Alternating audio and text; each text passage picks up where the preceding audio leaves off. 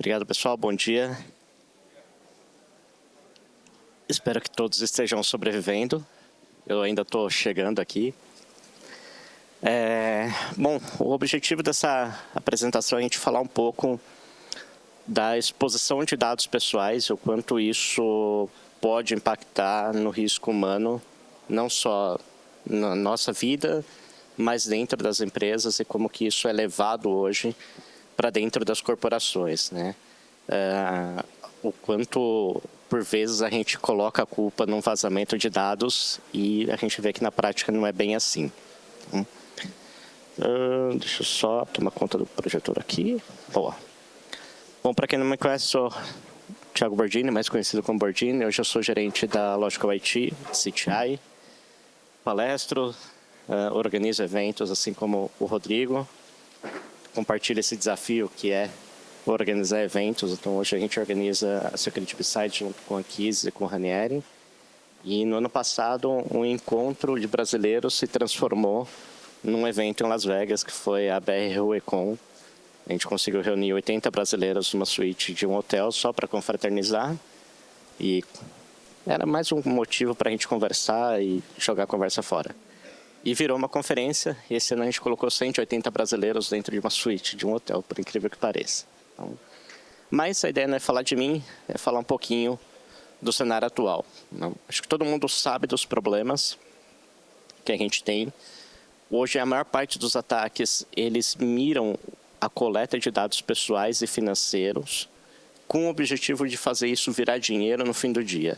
Então, já foi aquela época do hacking raiz, que a gente chama, né, de só fazer uma pichação de site, só você falar, invadir um determinado site para conquistar status.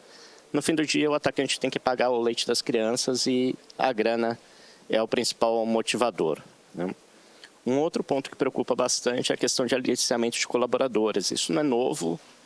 O que preocupa é o poder de fogo que isso vem tomando e a cara de pau dos atacantes com relação a isso. A gente já chegou a detectar, por exemplo, anúncios em Meta, em Google, aliciando colaboradores. Então, um ataque hoje, dificilmente ele utiliza uma única técnica para conseguir sucesso. Então, a gente vai que ele passa por diversas camadas. Então, ele começa com um SMS, vai para uma central telefônica falsa, depois ele vai para uma página falsa e até conseguir o comprometimento do ambiente. Do ponto de vista de defesa, isso é bem complexo, porque a gente tem, por vezes, uma visibilidade isolada de cada um desses cenários. A gente não tem um cenário de visualização ponto a ponto, ali de fim a fim, do que está acontecendo. Então, dificulta bastante a nossa atuação. Engenharia social, o Brasil é descarado o país que mais investe nisso. A gente tem um poder de fogo muito grande do ponto de vista de engenharia social. As técnicas utilizadas são bem interessantes.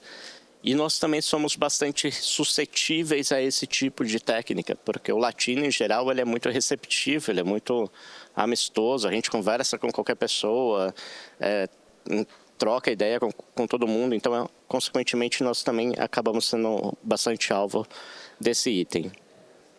Ataques de ransomware, todo mundo sabe o que está acontecendo, então nenhuma novidade aqui. A novidade com relação a ataques de ransomware, um ponto importante, é que no ano passado surgiu uma quarta modalidade de extorsão, que é a denúncia para a agência regulatória.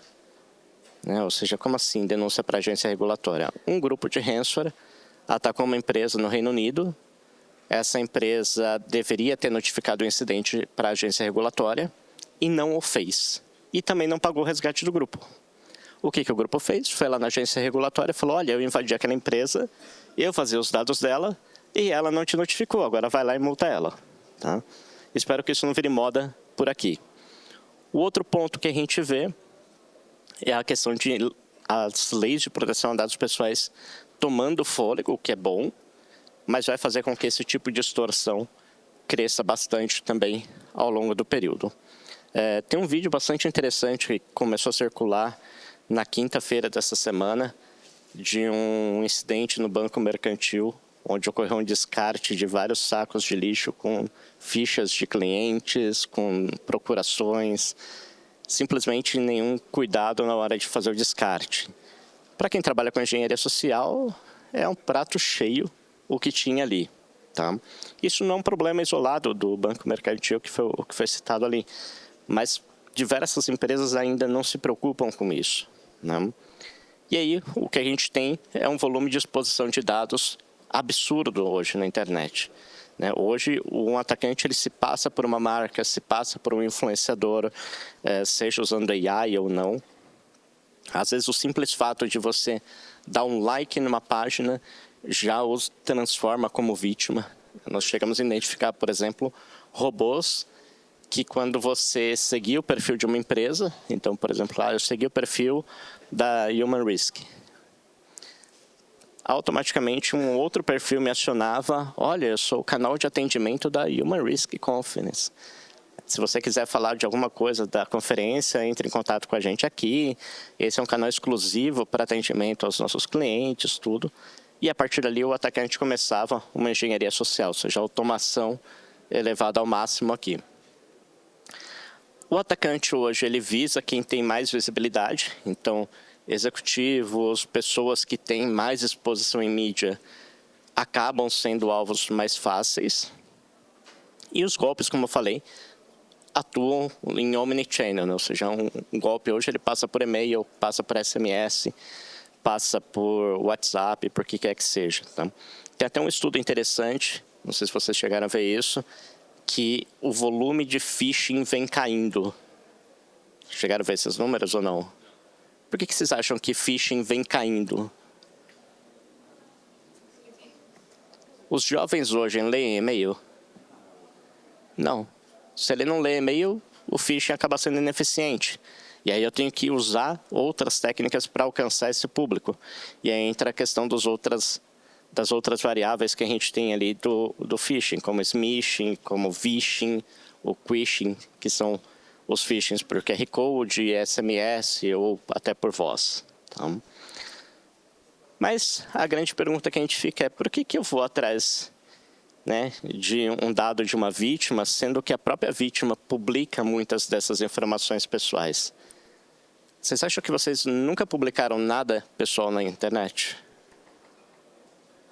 Voluntário ou involuntariamente?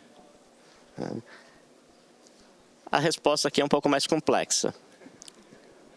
Quem já recebeu um SMS falando assim, olha, tem uma compra aprovada num cartão X em determinado banco, em seu nome, ou tem um Pix agendado em um determinado banco? Quem já recebeu um SMS desse?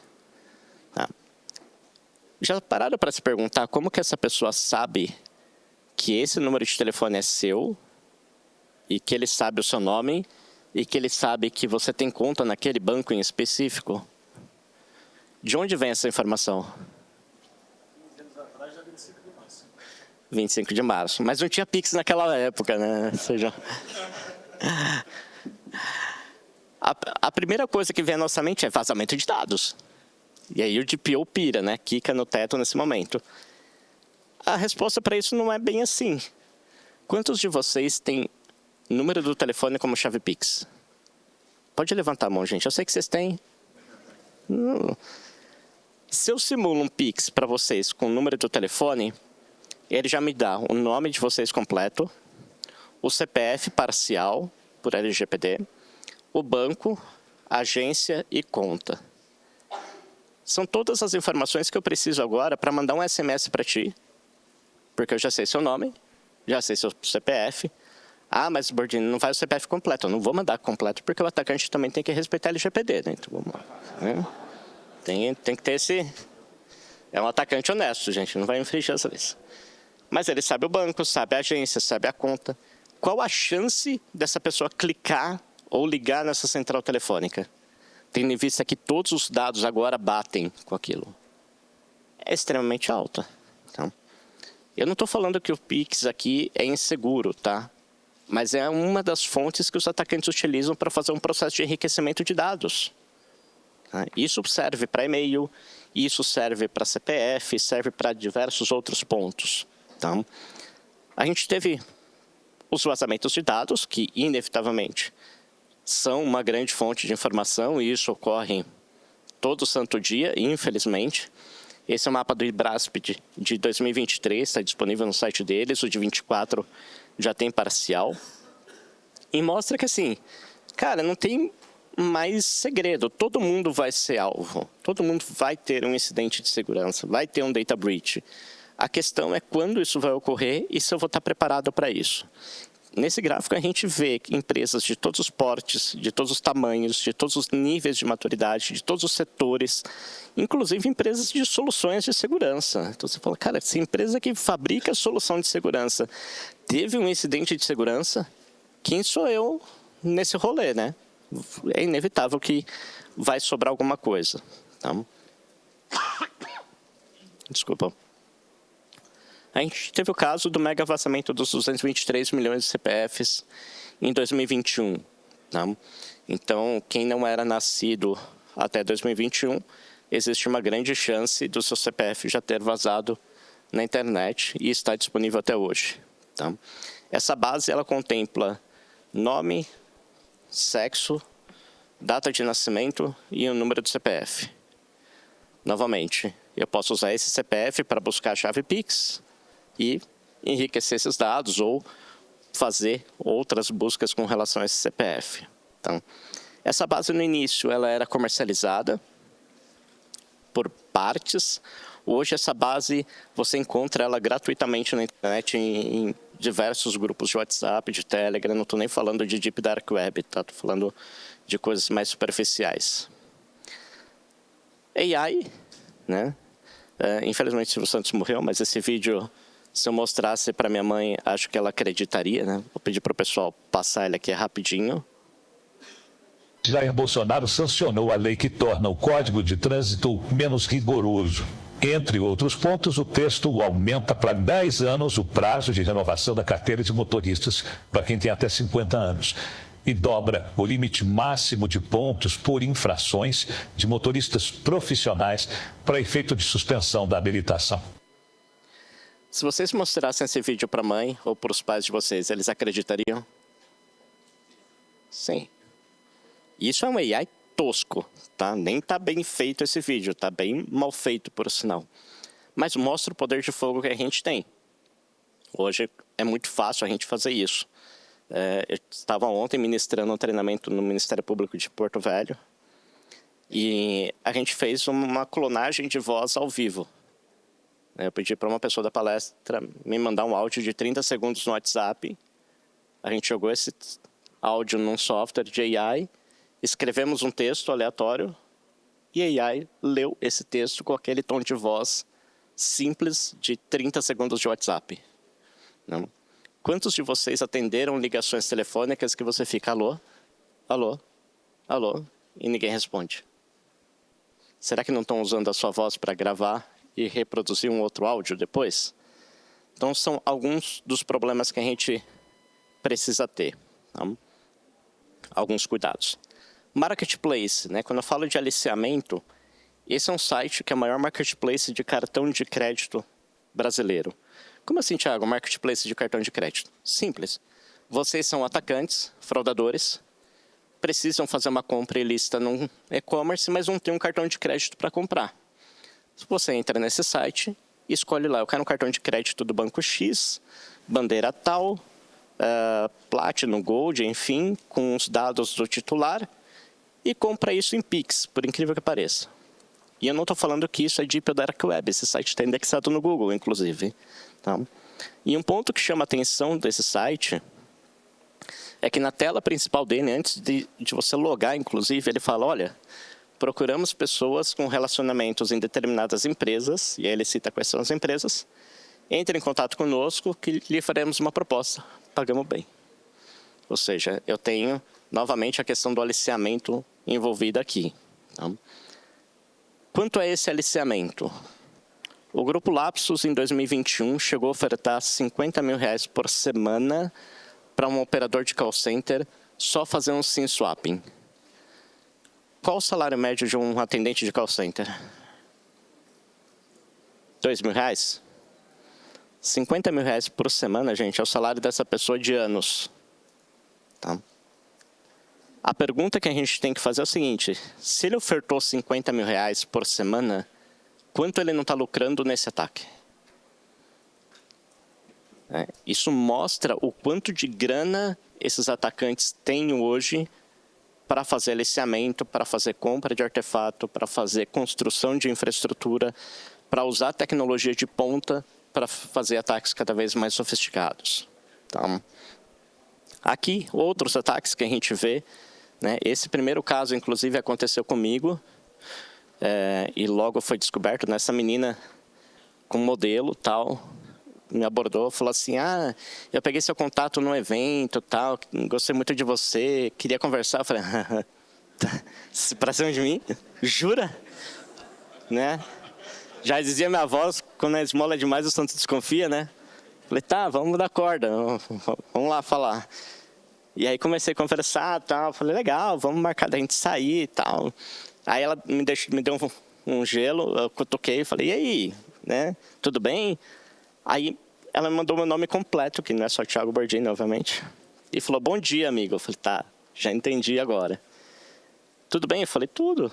Né? Ele ainda é educado, né? Já sabe o que é, né? Eu falei: sim. Aí ele: o que você me diz? Ele falou: você que está aplicando o golpe, você que tem que me dizer o que é, né? Eu vou ter que falar o que você quer me extorquir.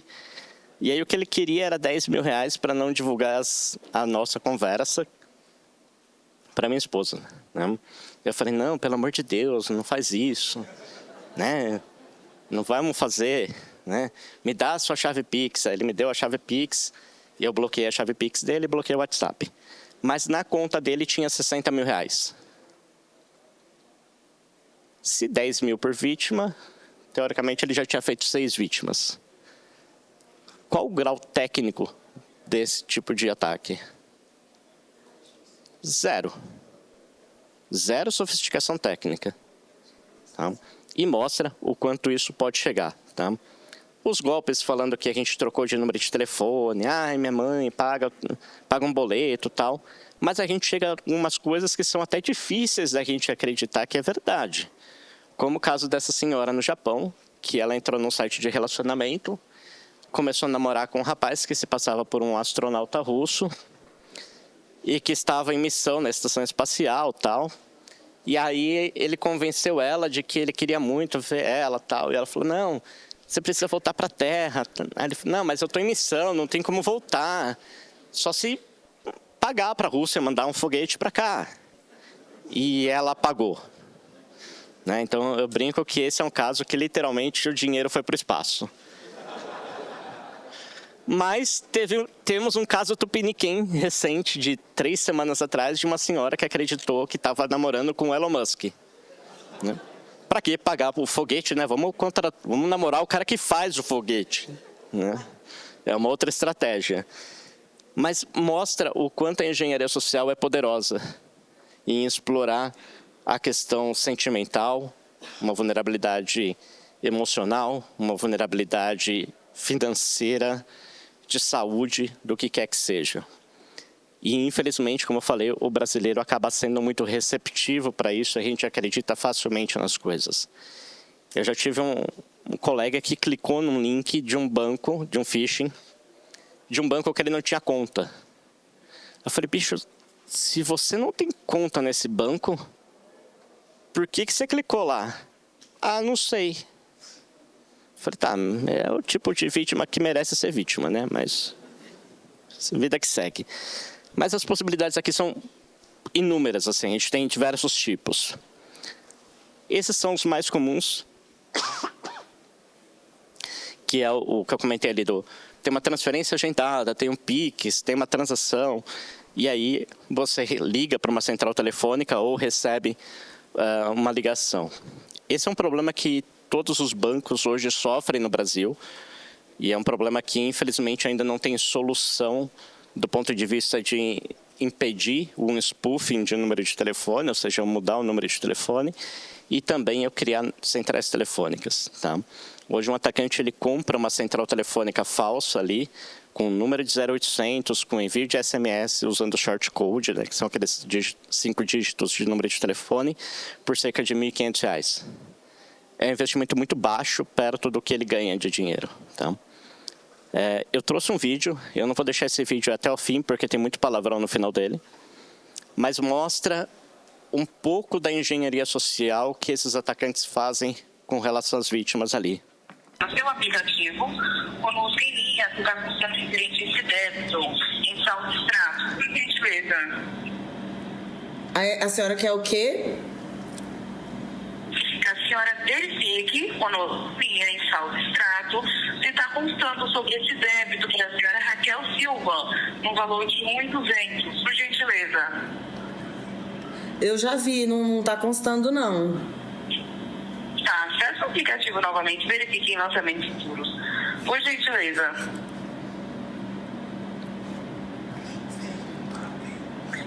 Eu acabei de acessar, não tá, não.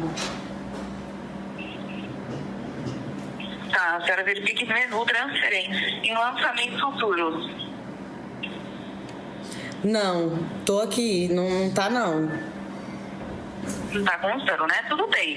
Vou pedir, então, por gentileza, para que a gente exclua esse iPhone 8 Plus, que consta que a senhora não tem conhecimento, você vai até o Play Store e esteja instalando o aplicativo de antivírus do próprio P. O que suporte? Minimiza o aplicativo, por gentileza, do BRB Mobile. Não encerra a sessão. Vai ao Play Store e esteja instalando o aplicativo do antivírus BRB, para que a gente possa fazer uma varredura eletrônica. O que suporte? A senhora coloca para pesquisar.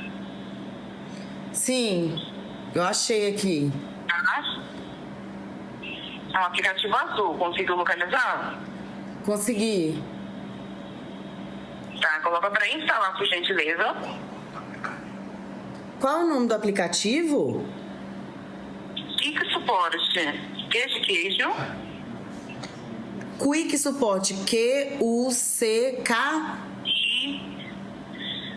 Isso mesmo, é um aplicativo azul com uma seta indo e voltando. Conseguiu localizar? Com uma seta indo e voltando. Sim, consegui. Uma imagem QS escrito. QS. Sim. Isso, coloca para por gentileza. Abra ele depois de instalado. Deixa eu te falar, é porque eu tô... Oi, é porque eu tô amamentando aqui. Eu posso passar pro meu marido para ele ir resolvendo? Pode ser, sim. Pode passar para ele. Tá, tudo bem. Só um minutinho. Oi, amor, peraí. Pois não? Pois não? Sim, por gentileza. Você conseguiu localizar o aplicativo? Localizei. Tá, tudo bem. Aí eu peço que, por gentileza, que o senhor instala ele, por gentileza. Eu localizei o mandado.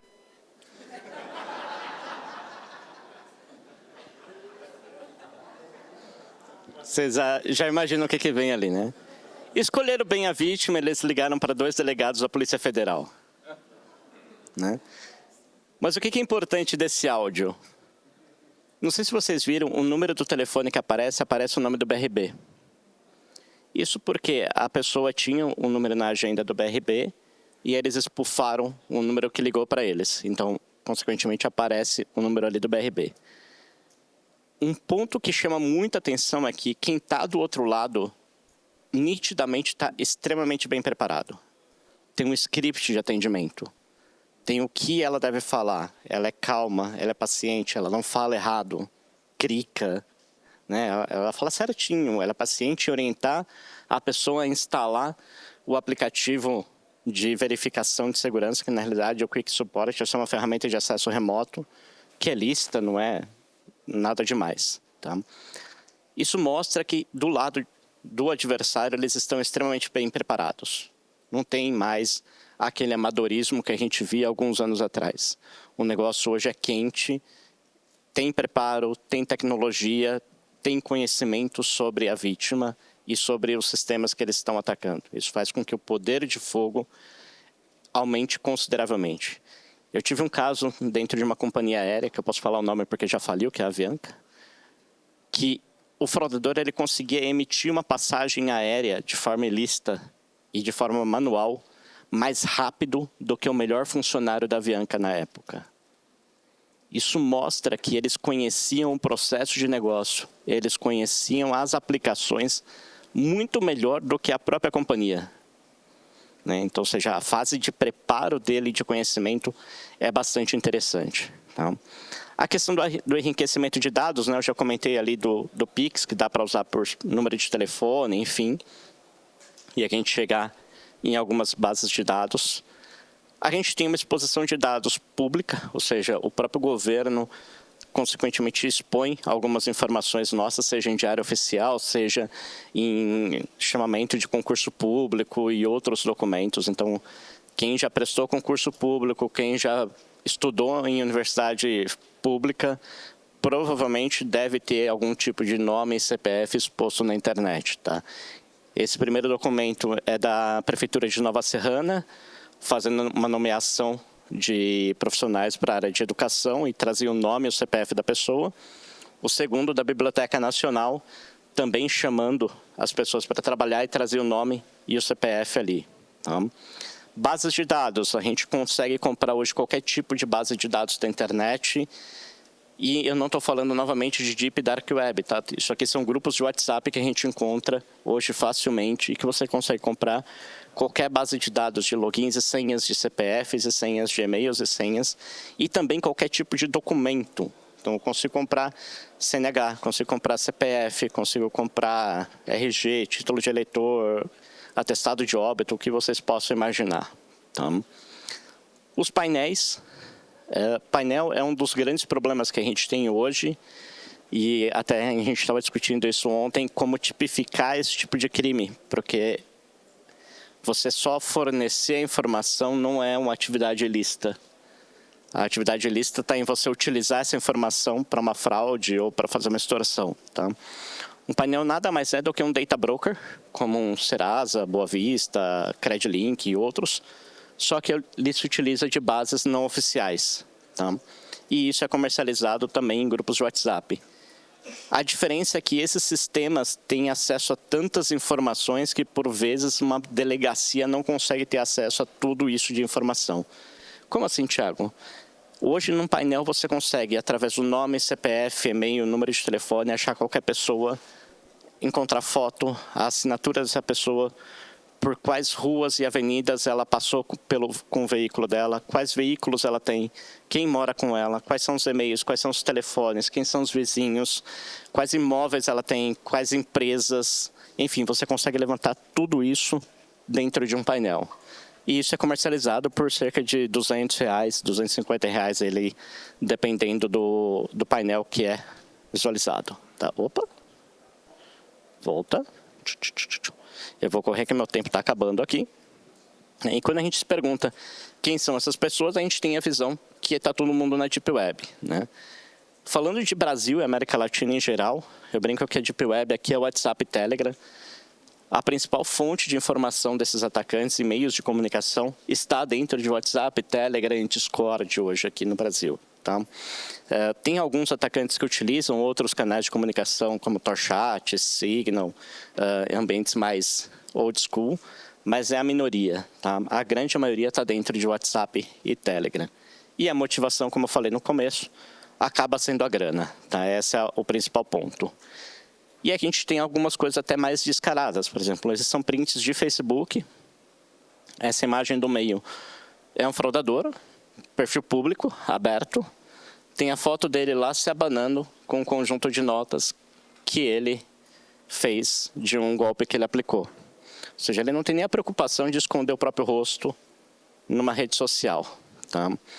E aí, o que fica assim, nem sempre eu preciso ser alvo antes de ser uma vítima. Ou seja, eu tenho algumas coisas que eu posso fazer ou tentar fazer para diminuir um pouco esse problema. Né? Primeiro deles, né, quando a gente recebe informação ali, tem um contato novo, mudei de número de telefone, troquei de aparelho, preciso habilitar um novo, preciso pagar alguma coisa.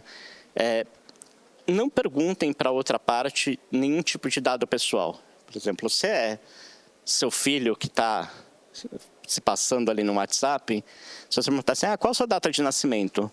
O atacante sabe qual é essa data de nascimento porque ele tem um painel. Se você perguntar qual é o nome completo, ele sabe porque ele tem um painel. Qual é o nome da sua mãe completo? Ele sabe porque tem essa informação na mão também. Olha o desafio que a gente tem para um call center. Imagina que eu ligo para um call center de um banco e falo assim, olha, eu sou o Thiago, eu fui furtado, eu preciso habilitar meu novo celular, um aplicativo no meu novo celular, e trocar todas as minhas senhas. A atendente do outro lado vai pedir o que para mim? Nome, CPF, data de nascimento, endereço, nome da mãe, nome do pai.